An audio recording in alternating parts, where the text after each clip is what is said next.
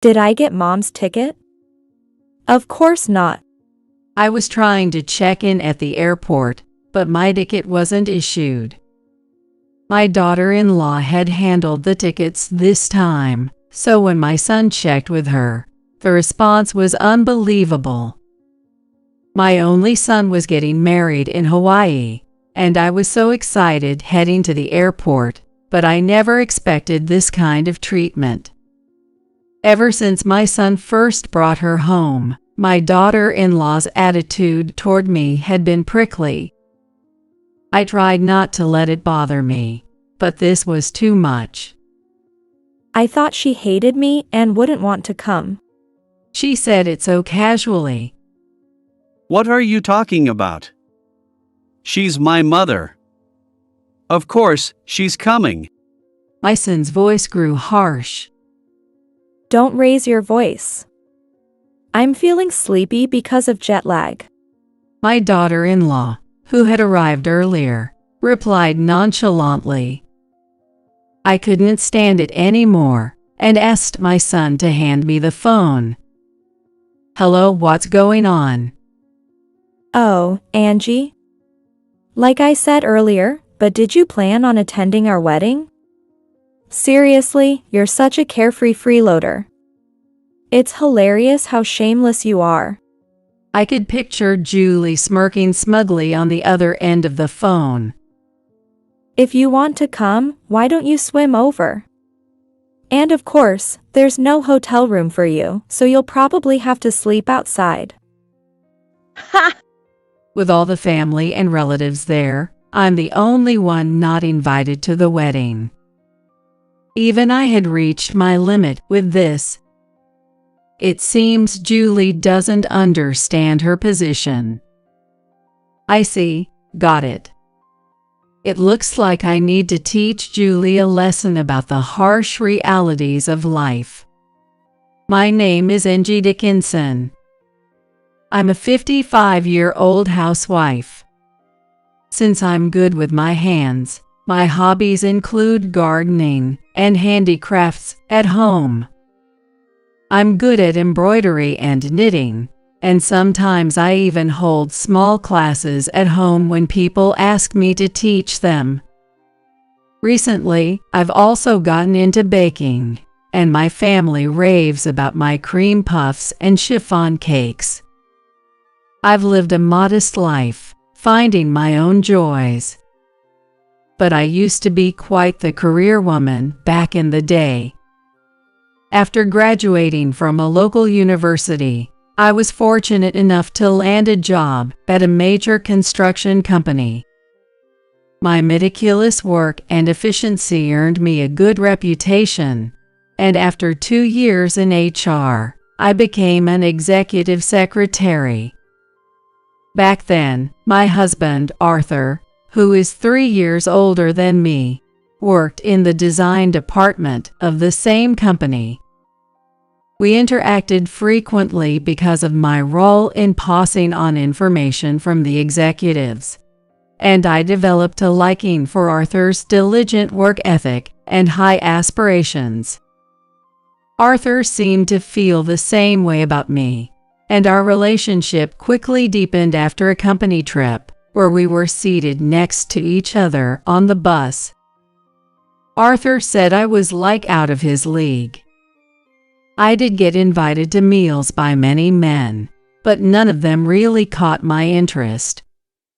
I thought Arthur already had a girlfriend since he was quite popular among the female employees. No, not at all.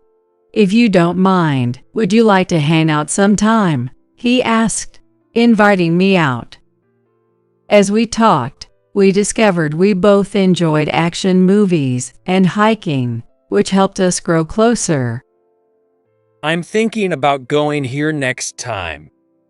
Arthur would decide our next destination, and I would research and prepare for the trip. No matter how tough the trail was, the breathtaking view at the top always moved me. We climbed many mountains across the country together. Just like our hiking, our relationship progressed smoothly, leading to our marriage. After getting married, I loved my job so much that I was torn about continuing it, but after discussing with Arthur, I decided to focus on our home. A year after our wedding, our son, Ryan, was born. I manage household chores and childcare perfectly, and also advised Arthur on his work. Arthur said that talking to me sparked his work imagination. Being able to support Arthur in this way was my joy. People around us praised my role as a supportive wife, and Arthur's career thrived without neglecting our family. Despite his busy schedule, Arthur made time for family and took us on trips. He often played with Ryan, too. Growing up seeing his hard-working and family-oriented father, Ryan respected Arthur and aimed to be like him, eventually attending a good university and joining the same company as his father. Ryan, who is eager to become independent and is absorbed in his work, is just like his father in his younger days. Ryan has now turned 30 and is at an age where he is thinking about marriage.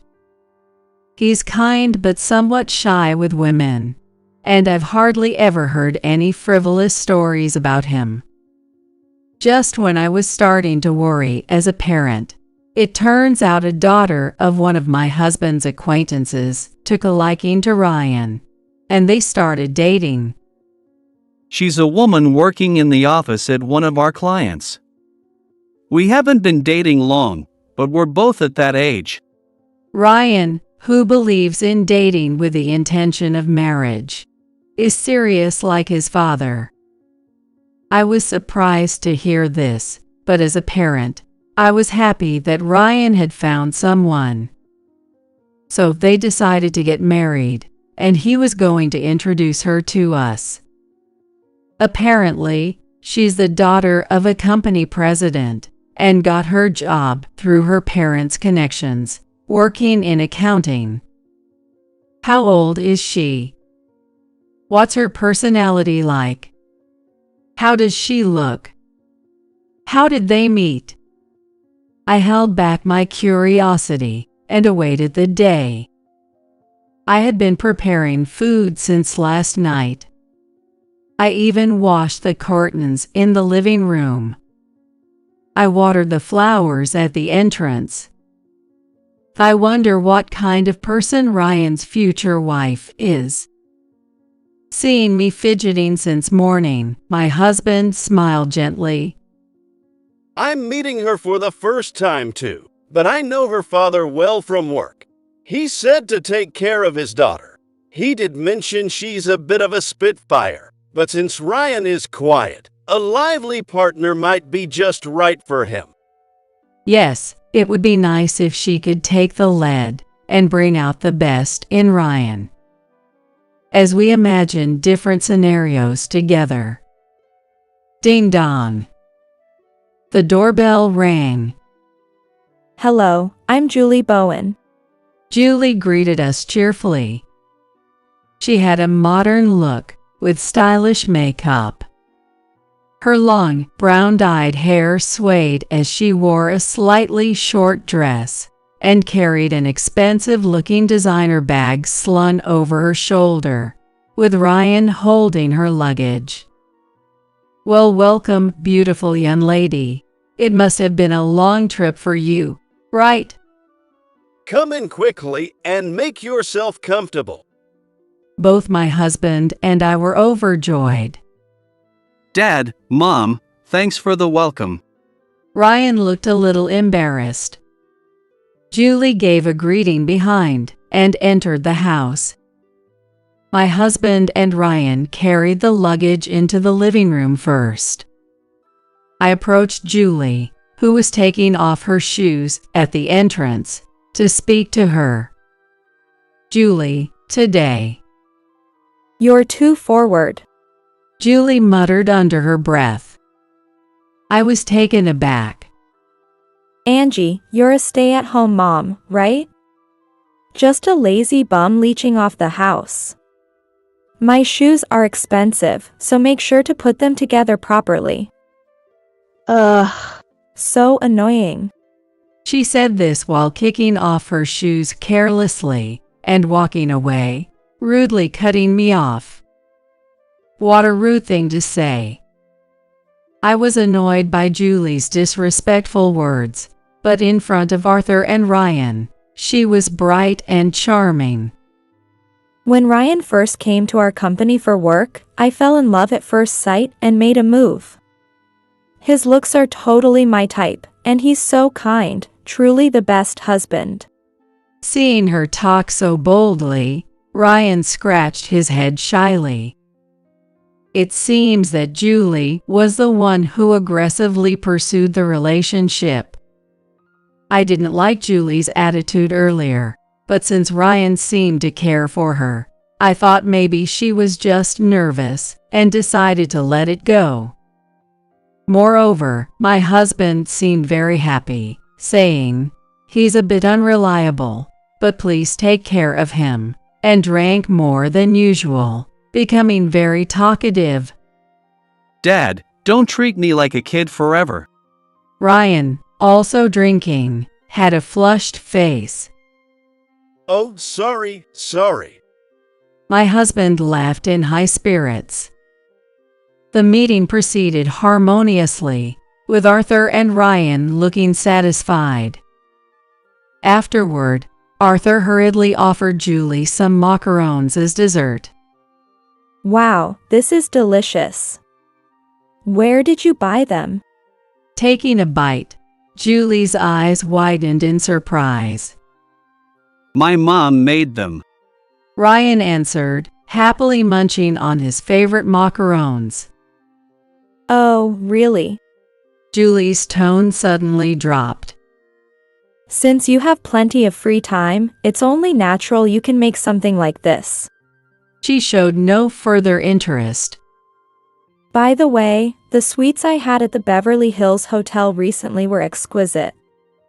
I want to go there with you, Ryan. Okay. Let's go together.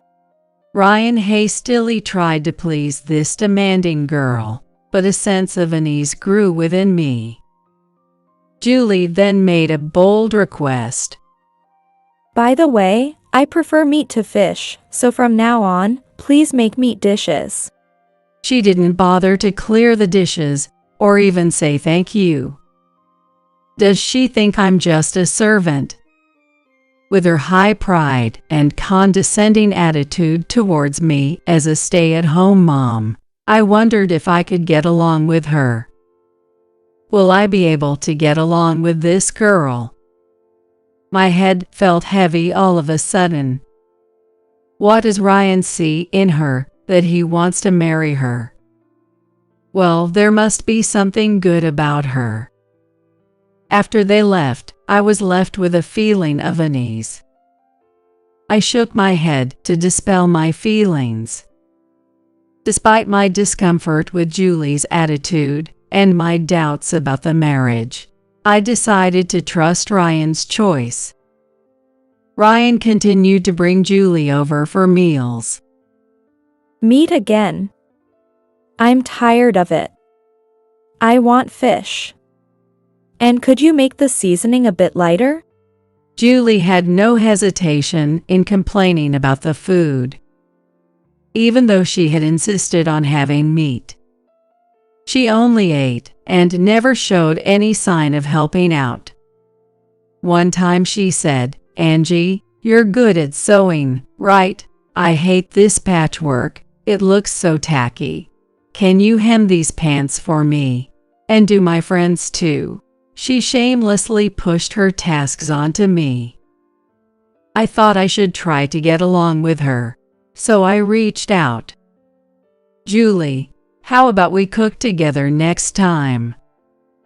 Her response was immediate. Don't joke around. Why should I have to cook?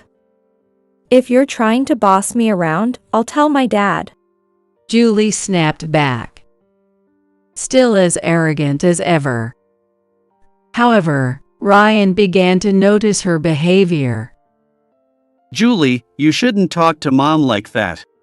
Ryan tried to correct her. What? I'm the one being mistreated here. It's awful.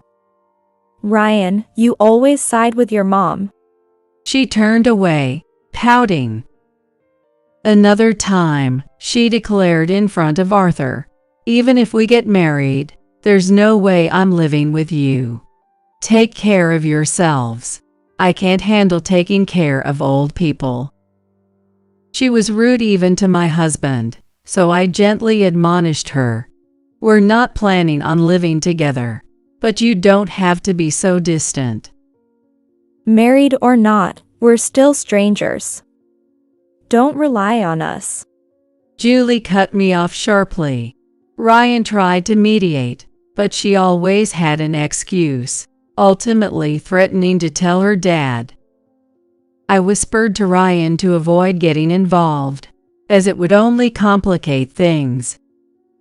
I worried that if Julie and I didn't get along, it would make things hard for Ryan. I was exhausted by Julie's arrogant attitude, but I endured it. Despite this, the wedding plans moved forward, and the day for both families to meet arrived. Please be nice to our naive daughter. Julie's father, who was deeply tanned, likely from golf, laughed heartily. Please don't be too hard on her. She's sensitive. Julie's mother spoke in a sweet, childlike voice, despite her age. Julie's father soon started talking about business rather than the wedding. Julie and her mother requested that the bride's side handle the wedding plans, since the bride is the main focus. I agreed, thinking the wedding should be for the bride. Julie chose to have the wedding in Hawaii. She dreamed of a garden chapel with an ocean view under a clear blue sky, and strongly insisted on it. We planned a 10-day trip, inviting only close relatives. Since Ryan often worked late, Julie handled most of the preparations. "It's a once-in-a-lifetime event, so it's okay to splurge, right?" she said, choosing everything beyond the budget. That was typical of Julie. She picked a high-end hotel, a high-brand wedding dress, and even rented a limo. She was also eager to book hotels and plane tickets for the guests herself. I love Hawaii, so I was thrilled to see Ryan getting married there. I excitedly shared the news about the wedding in Hawaii with my friends. My friends all congratulated me in unison. I wondered what souvenirs I should bring back. On the day of departure, we went to the airport, where Ryan, who had arrived early, was cheerfully waiting for everyone. Thank you all for coming. Let's have a fun trip together. Then Ryan started handing out the tickets that Julie had given him. When it was my turn, I opened the envelope with my name on it, but it was empty. My ticket was missing. I couldn't believe it. Ryan noticed my shock. I'll ask Julie. It must be a mistake. He quickly called Julie. Julie, who had gone ahead with her parents, answered the phone. Hello? Oh, no mistake. I thought she wouldn't come because she hates me. So I didn't get her a ticket. Julie said nonchalantly.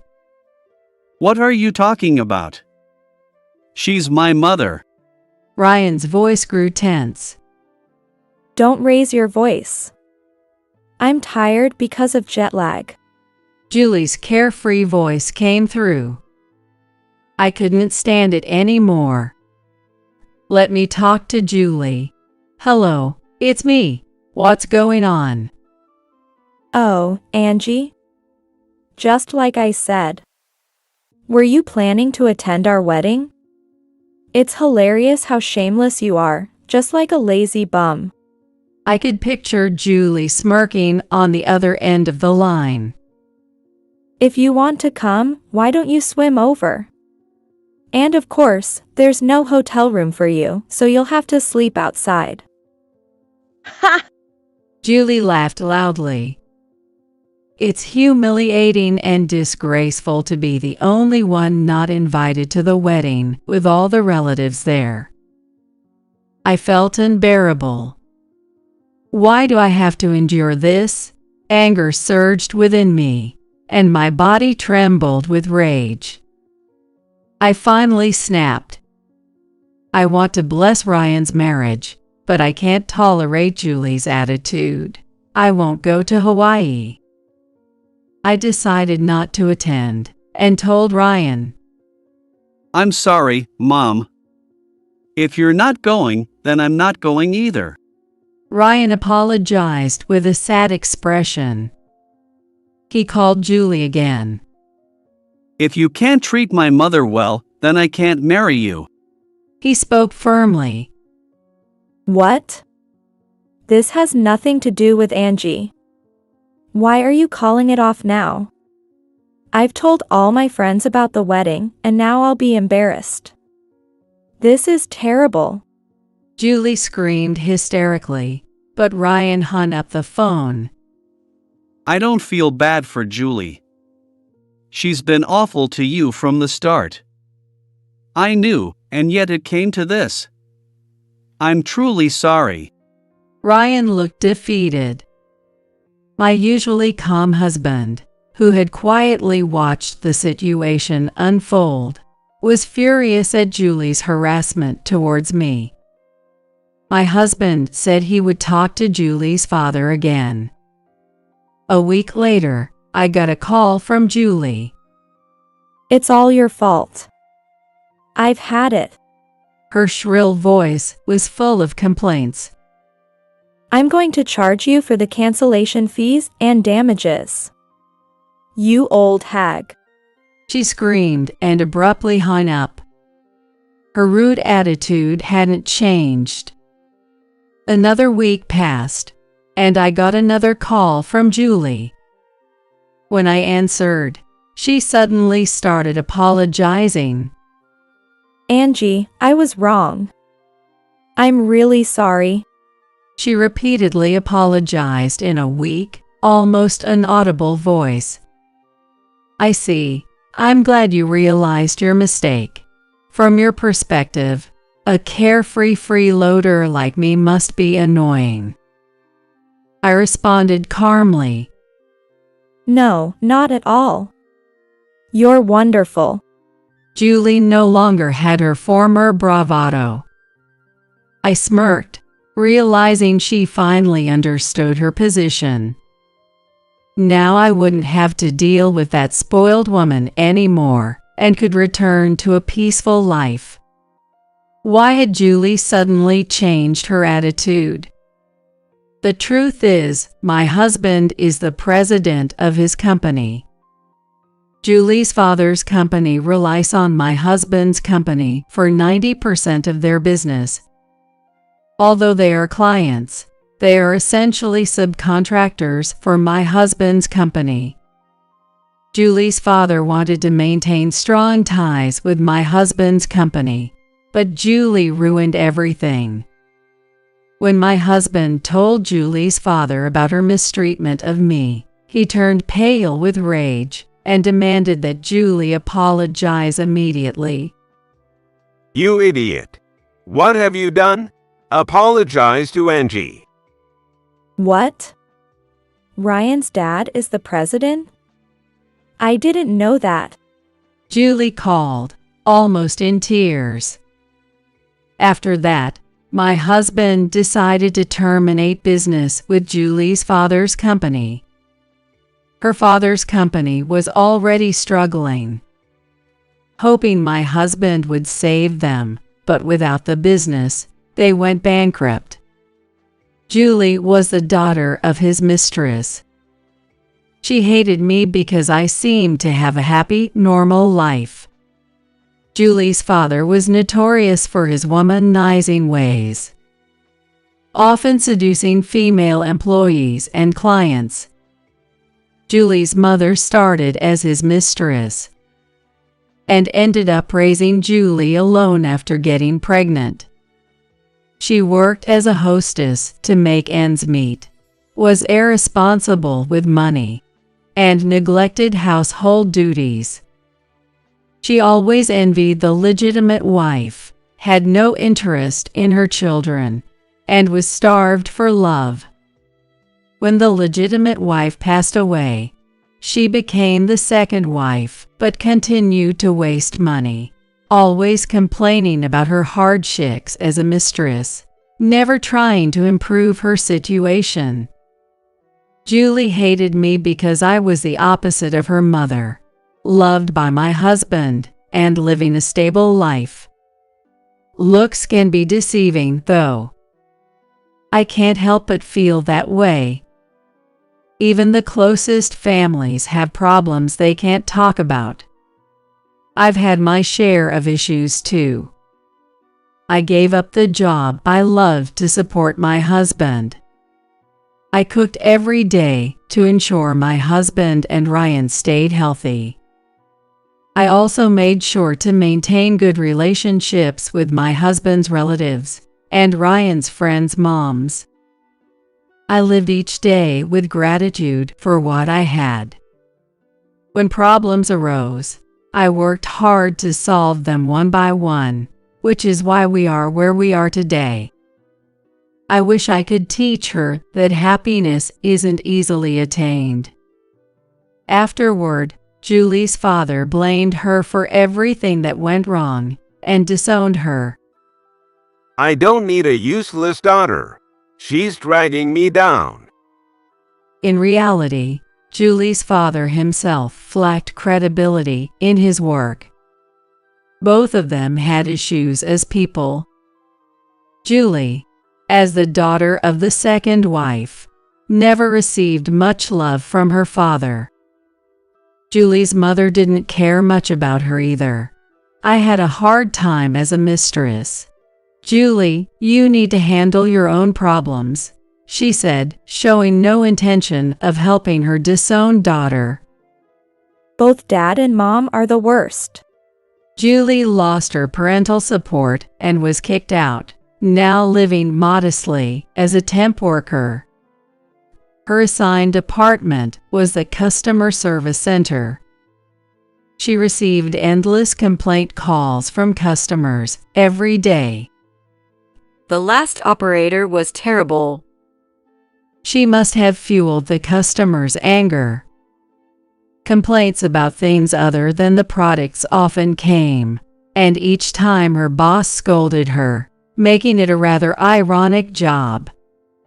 Julie, how many times do I have to tell you to be polite and put yourself in the customer's shoes? At this rate, it'll be hard to renew your contract next time. I'm sorry. Hopefully, experiencing the harshness of society will make her change her ways. Meanwhile, Ryan has sworn off dating for now and is focusing on his work. I need to improve my judgment of people first, he said, realizing there's still much to learn. He's working hard every day, being trained by my husband, who is grooming him to be the next president. And I have started a new venture by opening a cafe. Both my husband and Ryan were very supportive. Being called a carefree freeloader by Julie motivated me to start something new. I had always wanted to do this and use the money I had saved up before getting married as startup capital. The handmade coasters with my embroidery and my chiffon cakes have received rave reviews, and now a magazine wants to feature my cafe. Since I couldn't run the cafe alone, I hired a young girl as an assistant. She's sweet and charming. She sometimes crosses paths with Ryan, and there seems to be a good vibe between them. My new beginning isn't bad at all.